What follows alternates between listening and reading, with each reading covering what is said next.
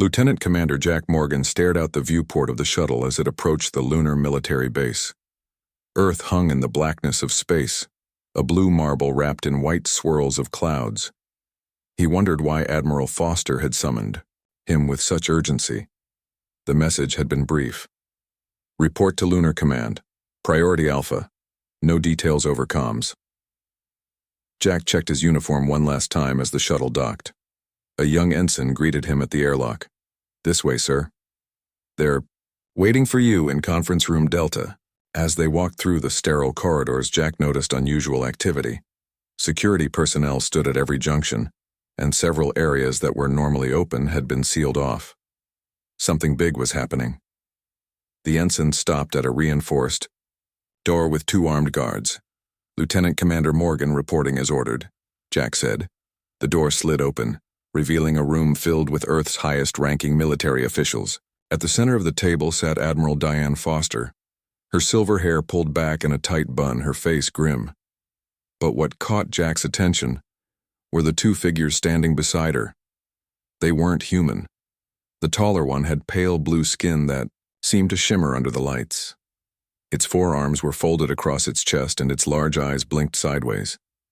The other was shorter, with rough reddish-brown skin that looked like bark and a muscular build that suggested great strength. Morgan. Good. Take a seat, Admiral Foster said. What I'm about to tell you is classified beyond top secret. As of 0600 hours yesterday, Earth is officially at war. Jack felt his mouth go dry. War? With whom?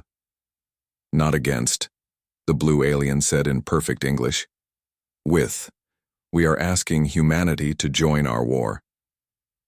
This is Ambassador Teller of the Hadrian, Admiral Foster explained, and Commander Gorks of the Krell. They represent the Galactic Confederation, an alliance of 7 spacefaring species. Jack tried to hide his shock. First contact had happened without anyone knowing. We've been monitoring their signals for over a decade, Foster continued. We kept it classified to prevent panic. Ambassador Teller stepped forward. We have been fighting the Vrax Empire for over 70 of your years. They are a species that consumes all in their path. They do not negotiate. They do not show mercy. Commander Gorks, the bark-skinned alien, growled. They destroy whole planets, turn living worlds into feeding grounds. They are 3 of your star systems away from Earth now. Jack looked around the room. Why us? Why humanity? You must have technology far beyond ours. Technology is not what wins this war, Teller said. The Vrax adapt quickly. What we need is unpredictability, creativity, ruthlessness when necessary. Humans fight like nothing we have ever seen, Gorks added. Your species evolved as both prey and predator. You think in ways we cannot. The door opened, and a woman with short brown hair and intense green eyes entered. Jack recognized her immediately, Dr. Kate Winters, one of Earth's leading xenobiologists, and his former classmate. Sorry I'm late, she said. I was reviewing the biological data they provided. Admiral Foster nodded. Dr. Winters has been working with our guests for the past week. Kate, your assessment? Kate placed a tablet on the table. The Confederation species evolved primarily as herbivores or peaceful omnivores. The Vrax are the opposite. Pure predators, with a hive-like social structure. Think of them as space locusts with advanced technology. She pulled up an image of an insectoid creature with multiple limbs and a chitinous exoskeleton. They consume resources, reproduce rapidly, and move on. Their ships are partially organic, grown rather than built. Jack studied the image. And what do we get if we help you fight them? Survival, Gork said bluntly. And technology, Teller added more diplomatically. Faster than light travel. Medical advances that would eliminate most human diseases. Energy production that would end your resource conflicts. Admiral Foster leaned forward. The President and Joint Chiefs have already agreed in principle. We're assembling a task force. Morgan, you're being considered for a command position. Jack felt the weight of history pressing down on him. How much time do we have?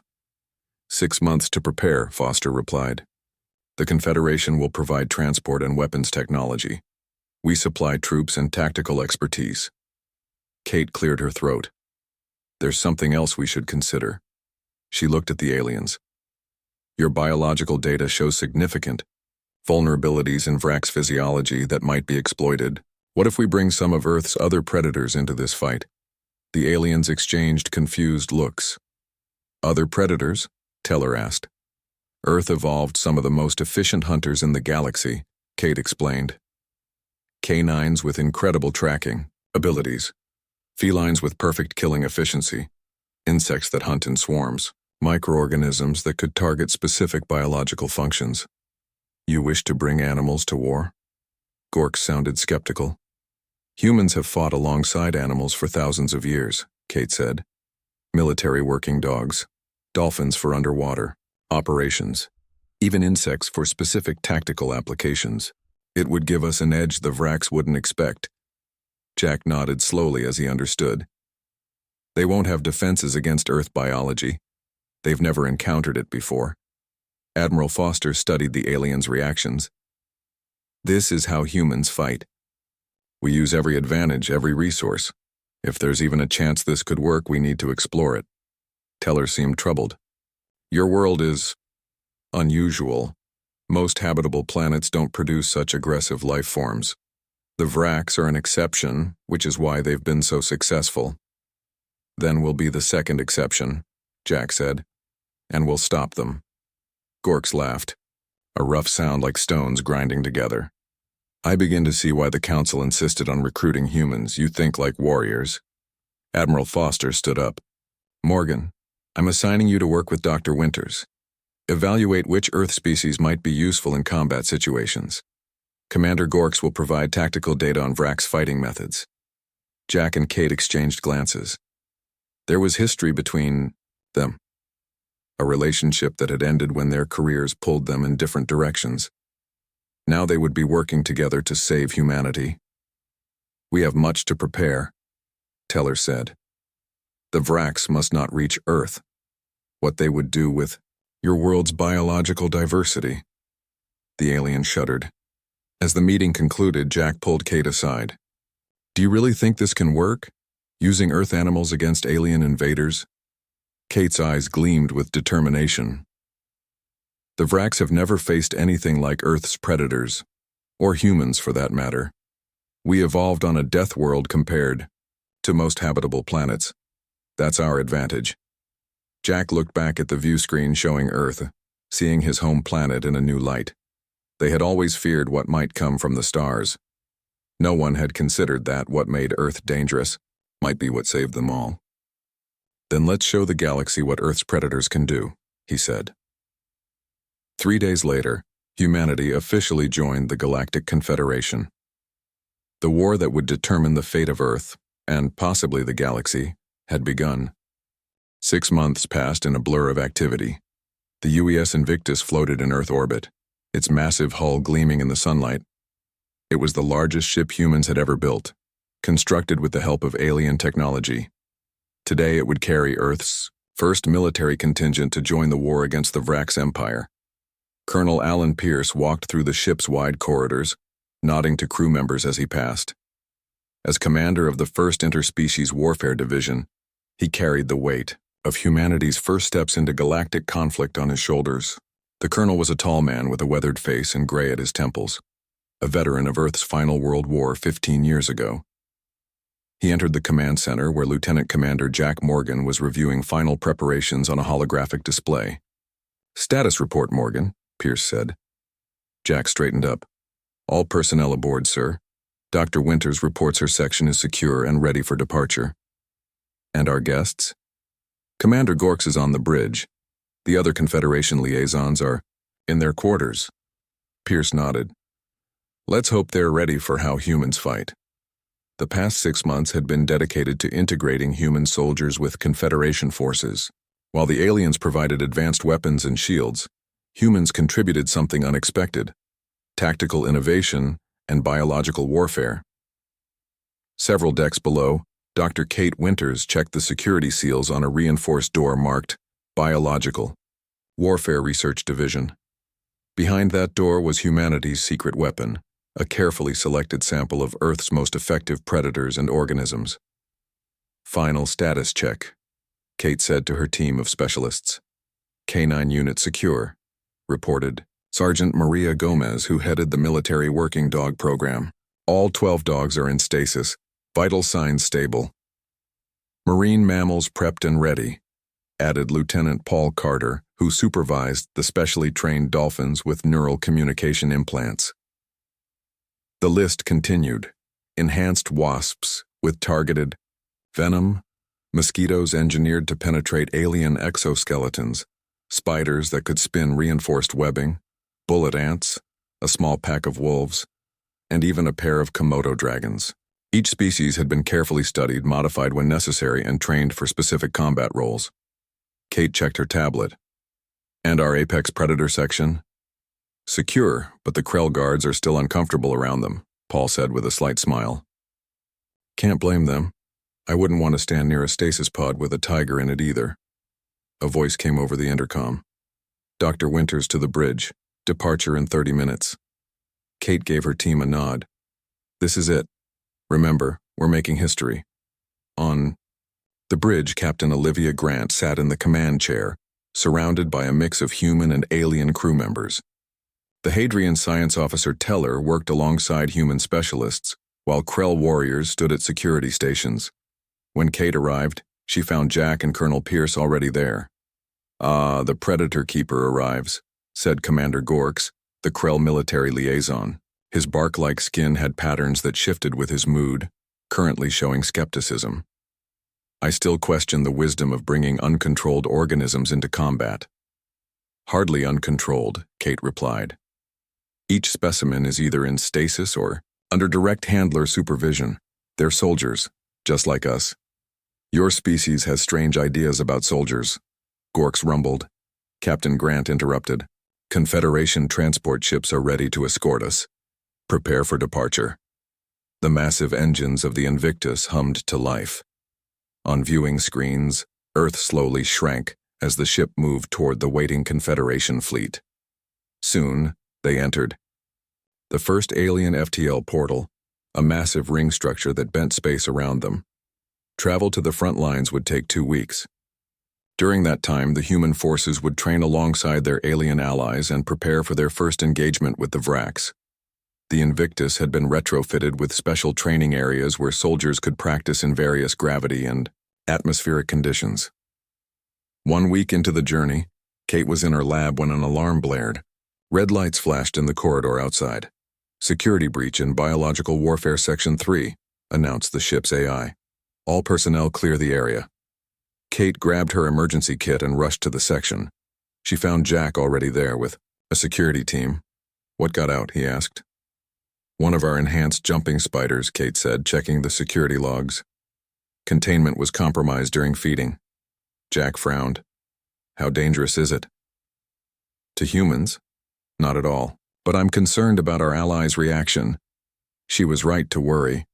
When word spread that an Earth arachnid was loose on the ship, panic erupted among the alien crew members. The Hadrian in particular were terrified, locking themselves in their quarters. This is why bringing beasts was a mistake, Gorks growled as security teams searched the ship. Your creatures are unpredictable. So are the Vrax, Jack countered. That's the point. 3 hours later, they found the spider in one of the ship's air filtration systems. The small creature, no bigger than a human thumb, had caused ship-wide panic among species who had never evolved alongside predators like those from Earth. In the aftermath, Kate was called to a meeting with Colonel Pierce and the alien representatives. This incident is revealing, said Teller, the Hadrian diplomat.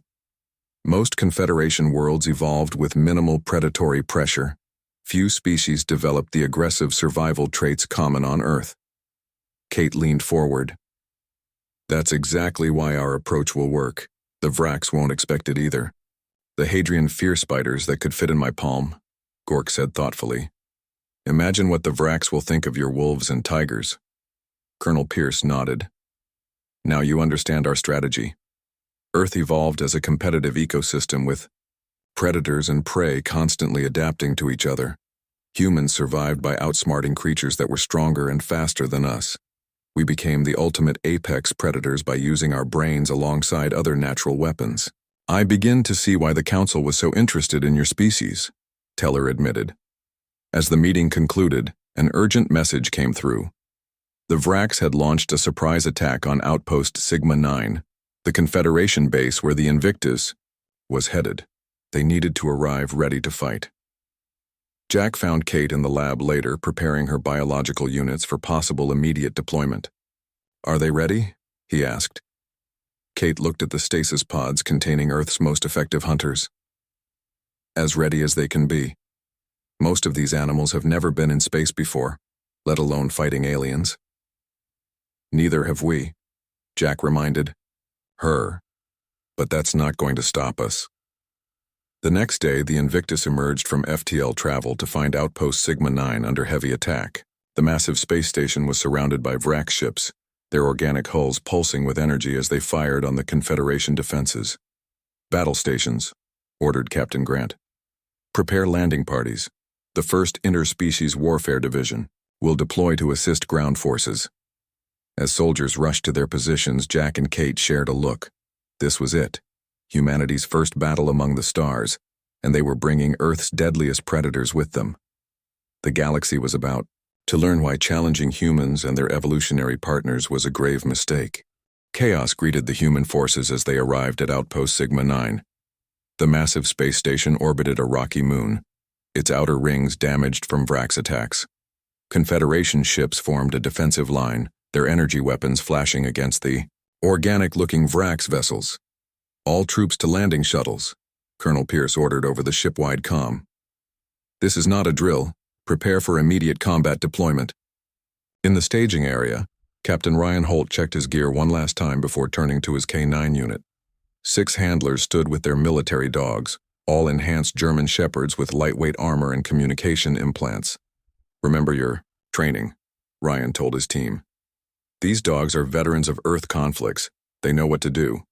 Keep your neural links active at all times. Sergeant Maria Gomez knelt beside her dog, Ranger.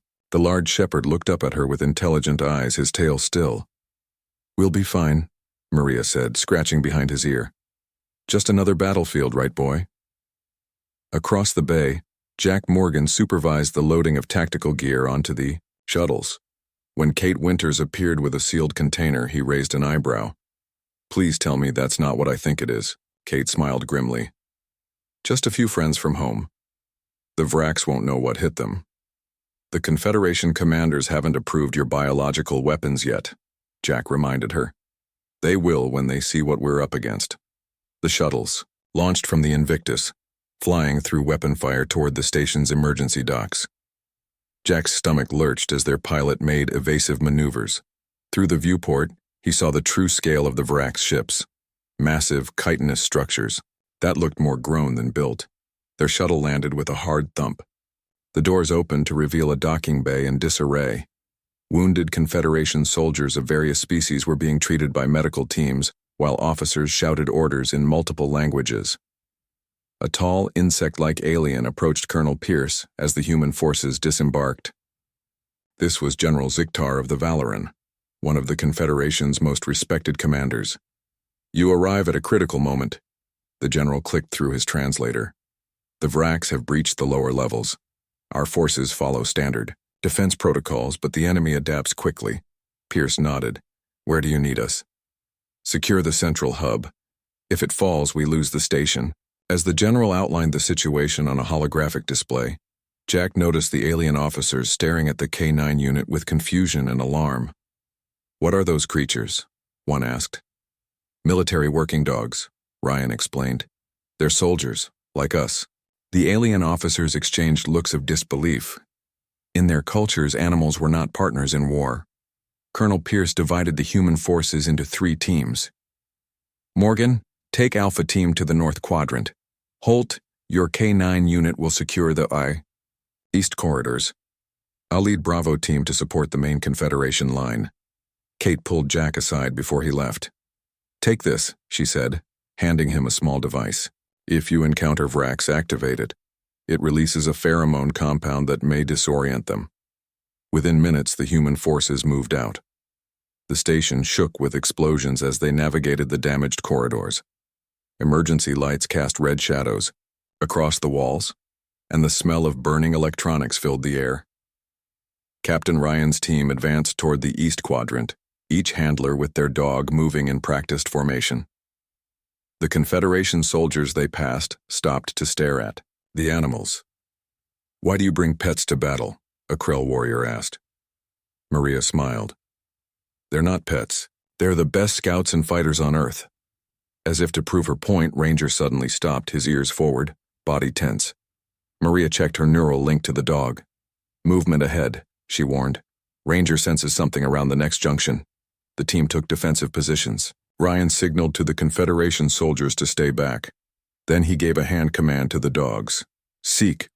The shepherds moved forward in perfect silence, trained to locate and signal enemies without barking. Through their neural links, the handlers could see and feel what the dogs experienced. Maria felt the surge of adrenaline as Ranger detected the alien scent. Around the corner, 3 Vrax soldiers were planting explosive devices. The insectoid creatures stood on 4 legs, with 2 additional limbs holding weapons. Their chitinous exoskeletons gleamed wetly in the emergency lighting. Ryan gave the attack signal. The dogs burst forward with frightening speed, each targeting a different Vrax. The aliens had no time to react to this unexpected threat. Ranger launched himself at the largest Vrax, his enhanced muscles propelling him with enough force to knock the creature down. His specialized teeth clamped onto a joint in the alien's exoskeleton, while the other dogs performed similar attacks. The human soldiers moved in, firing precisely at the weak points in the Vrax armor that their intelligence had identified. The skirmish was over in seconds. "One alive," Ryan called out, pointing to a wounded Vrax that was trying to activate some kind of device on its body. "Stop it," Maria yelled, rushing forward. "They self-destruct." She slapped Kate's pheromone device onto the Vrax. It immediately released a cloud of invisible compounds. The alien froze, its limbs twitching, the self-destruct sequence interrupted. "It worked," Maria said in amazement. When Colonel Pierce received word that they had captured a live Vrax, he immediately called for Kate to join them. The Confederation officers couldn't believe what the humans had accomplished. "We've rarely taken one alive," General Ziktar admitted. "They prefer death to capture." Meanwhile, Jack's team encountered heavy resistance in the North Quadrant. The Vrax had established a stronghold near a critical power junction. The Confederation forces were fighting in organized formations, following predictable strategies that the Vrax seemed to anticipate. "This isn't working," Jack told his team. "Time to show them how humans fight." He divided his soldiers into small strike teams, using the station's maintenance tunnels to outflank the enemy. This was guerrilla warfare, quick, unpredictable, and shocking. The Vrax, used to facing the disciplined formations of Confederation forces, were confused by these hit-and-run tactics. They couldn't predict where the next attack would come from. Back at the command center, Dr. Kate Winters studied the captured Vrax. It was sedated but alive, strapped securely to an examination table. She had never seen anything like it up close. A perfect blend of insectoid features and advanced biological engineering. "They communicate partially through pheromones," she explained to Colonel Pierce and the Confederation officers. "Similar to ants or bees on Earth, they also appear to have a hive-like neural connection." "A weakness we can exploit?" Pierce asked. Kate nodded slowly. "I think so. If we can disrupt their communication, we might be able to break their coordination." By the end of the day, the human forces had helped secure the station. The Vrax retreated to regroup, giving the defenders valuable time. In the command center, Confederation officers gathered to review the battle. "Your methods are unconventional," General Ziktar told Colonel Pierce, "but effective." "And those animals," another officer added, looking at the K-9 unit with new respect. "They fought with intelligence and purpose." Maria stood proudly beside Ranger, who sat alert at her side. "On Earth, humans and dogs have been hunting partners for thousands of years. We evolved together." The general's compound eyes studied the shepherd. "Perhaps we have underestimated Earth's contribution to this war." Kate entered with her preliminary findings on the Vrax prisoner. Their biology is fascinating. They're partially a hive mind, but each individual has some autonomy. More importantly, I think I can develop more effective compounds based on this specimen. As the meeting concluded, Jack found Colonel Pierce staring at a holographic map of the galaxy. This was just the beginning, Pierce said quietly. The real war starts now. Jack nodded. At least we've shown them what humans can do. And what Earth's predators can do, Pierce added. I think our alien friends are starting to understand why they needed us after all.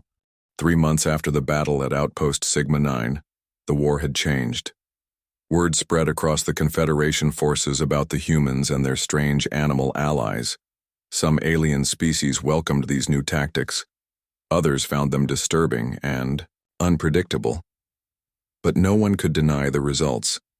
The human contingent had grown with the arrival of 5 more Earth ships. The largest was the UES Artemis, carrying Admiral Diane Foster and the second wave of troops. The ship docked at the newly repaired Sigma-9 station, now a hub for human operations. Jack Morgan waited in the docking bay as Admiral Foster stepped off her shuttle. She looked tired but determined, her uniform crisp despite the long journey. Admiral, on deck, Jack called, and the assembled officers snapped to attention. At ease, Foster said. We don't have time for formalities. Take me to Colonel Pierce. They walked through corridors now decorated with a mix of human and alien symbols. Confederation soldiers nodded respectfully as they passed. The reputation of Earth forces had grown quickly. In the command center, Colonel Pierce, now promoted to General Pierce, stood with Kate Winters and several alien officers. A large holographic display showed the current battle lines across 3 star systems, Admiral, Pierce greeted Foster. Welcome to the front. Foster nodded. I've read your reports. Impressive results. Dr. Winters deserves much of the credit, Pierce said. Her biological warfare units have been game changers. Kate stepped forward. The specimens we brought from Earth have adapted well to space conditions. And my team has developed several new weapons based on our studies of the Vrax prisoner. Foster turned to the alien officers. And how do our Confederation allies feel about these methods? General Ziktar's antennae twitched. Some find your biological weapons uncomfortable, but the Vrax are losing ground for the first time in decades. Results matter. Good, Foster said, because I've brought more. Later that day, Foster unveiled the new additions to the human forces. In a secure section of the station, cages and tanks held Earth creatures modified for war. Mosquitoes engineered to penetrate Vrax exoskeletons, dolphins with sonar systems for detecting hidden Vrax submarines, a pack of wolves with neural implants for coordinated reconnaissance, and bacteria designed to break down components of Vrax technology. We're forming specialized units, Foster explained to the gathered officers. The Predator divisions. Kate guided them through the facility, explaining each biological weapon. These aren't just animals, she said, they're partners. Each has been enhanced with genetic modifications and technological implants. They understand their missions. A Hadrian scientist studied a containment unit holding modified honeybees. On our worlds, we never developed such relationships with other species. Necessity, Jack explained. Humans weren't the strongest or fastest creatures on Earth. We survived by forming alliances with other species. Dogs helped us hunt. Horses carried us into battle. Even tiny organisms like bacteria became our allies against disease. The tour ended at a special chamber where the captured Vrax was kept. The alien had been placed in a simulated environment based on what they had learned about Vrax biology. It moved around restlessly, occasionally clicking its mandibles. What have you learned? Foster asked. Kate displayed a complex molecular diagram. The Vrax are connected through a biochemical network. They share information almost instantly across vast distances. It's similar to how ants or bees communicate on Earth, but much more advanced. A weakness we can exploit? Foster asked. Potentially, Kate said. I've developed pheromone compounds that disrupt their communication. We've had success in small skirmishes, but I'm working on something bigger. The meeting was interrupted by an emergency alert. The main Confederation fleet had detected a massive Vrax force heading toward Helios Prime, a crucial manufacturing world. "They're committing their reserves," General Ziktar said grimly. "If Helios falls, we lose our primary shipyards."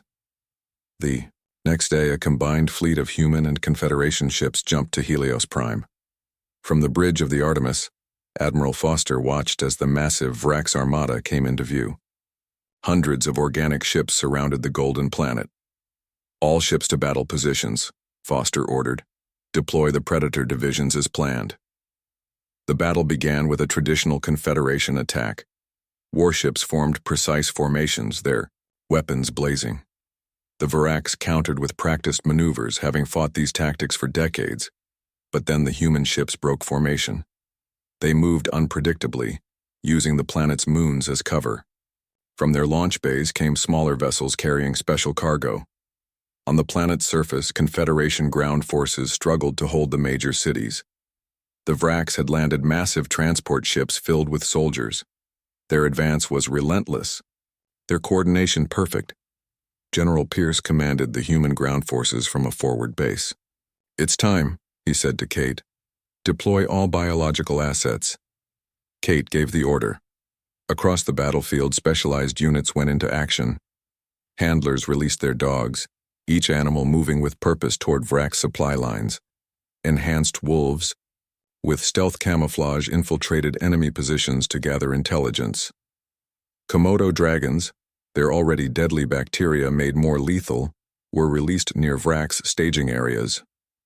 In the skies, aircraft released canisters of modified bees and wasps, programmed to target weak points in Vrax exoskeletons. Mosquitoes designed to penetrate alien armor and deliver toxins swarmed from their containers. The Vrax had never faced such attacks. Their coordinated movements faltered as the unexpected threats appeared from all directions. Individual Vrax soldiers broke formation, confused by the pheromone disruptors that clouded their hive communications. Maria Gomez led her K9 unit through the ruins of a manufacturing district. Ranger and the other dogs moved silently ahead, detecting Vrax positions through scent and sound that no technology could match.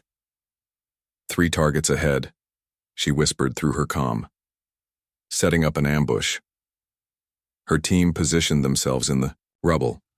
When the Vrax patrol passed, the dogs attacked from multiple directions. The aliens, used to fighting enemies who stood their ground, couldn't react to predators who struck fast and disappeared. On another front, Ryan Holt commanded a mixed unit of human soldiers and Hadrian allies. The Hadrian had been skeptical of human tactics until now, but watching Earth's forces in action changed their minds. "Your species fights like the predators you brought," a Hadrian officer told Ryan. "It is impressive." Ryan nodded. "On Earth, we learned from the animals we evolved alongside. Lions taught us to work as a pride. Wolves showed us pack tactics. We studied them all." As the battle continued, Kate monitored the effectiveness of her biological weapons from a mobile lab. The data showed promising results. Vrax coordination was breaking down as their communication was disrupted. Admiral Foster received the reports from orbit. "It's working," she told Jack. "The Vrax are falling back in 3 sectors. We still need a decisive blow," Jack said. "These are just the first wave. Their main hive ships haven't committed yet." Kate's voice came over the comm. "Admiral, I have an idea. The captured Vrax specimens are showing a strange reaction. They're all dying simultaneously, even those in isolated containment." "What does it mean?" Foster asked. "I think the Vrax have a self-destruct protocol, activated from their command ships. It's affecting all captured specimens. This connection might work both ways." Jack understood immediately. "If we can trace the signal back to its source, we might find the center of their hive network," Kate finished. As the battle for Helios Prime raged on, the tide slowly turned. The combined human and Confederation forces pushed the Vrax back. Earth's predators, both human and animal, had introduced a variable the enemy couldn't calculate. The day would later be known throughout the Confederation as the Day of Predators, the first major victory against the Vrax in a generation, and a turning point in the war.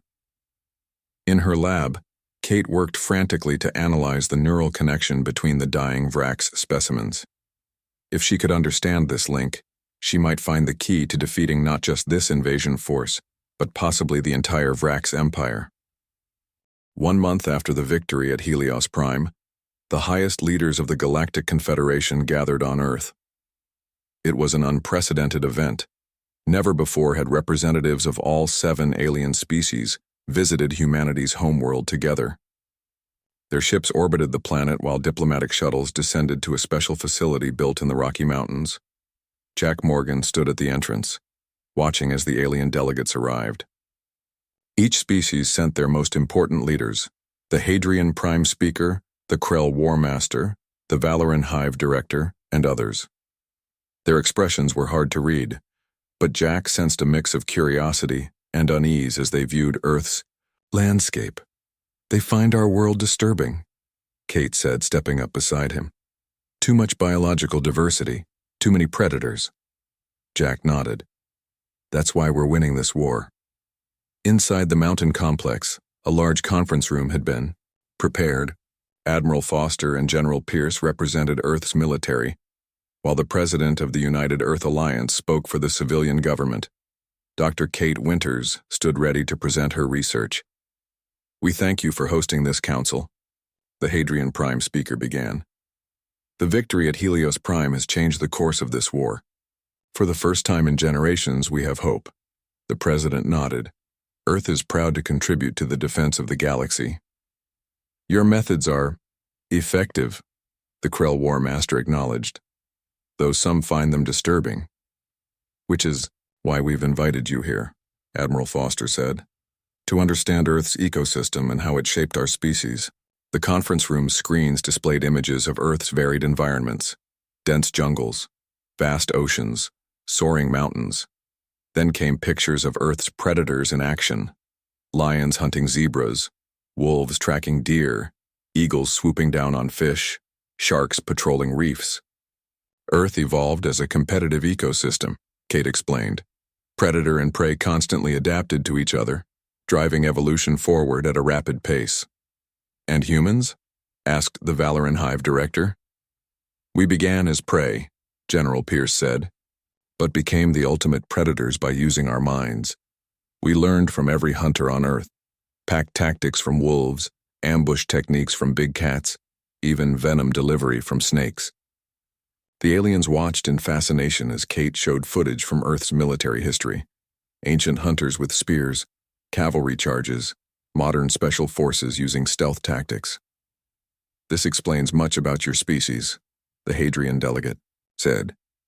"On our worlds, life evolved with more cooperation, less competition, which is why the Vrax have been so successful against you," Jack pointed out. "They're predators like us, but with a hive mind." Kate stepped forward. "Which brings me to my discovery." She displayed complex diagrams on the main screen. "The Vrax communicate through a neural network that spans their entire empire. This connection allowed them to self-destruct captured specimens to prevent study. But you found a way to use this against them?" the Krell War Master asked.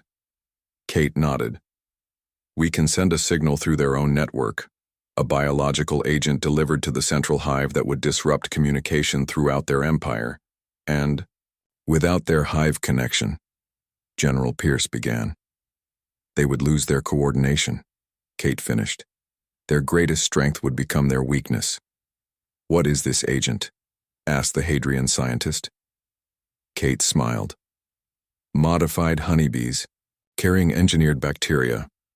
On Earth, bees navigate with incredible precision over long distances. These enhanced bees will be programmed to target Vrax pheromone signatures and deliver their payload directly to the central hive." The plan was bold and risky.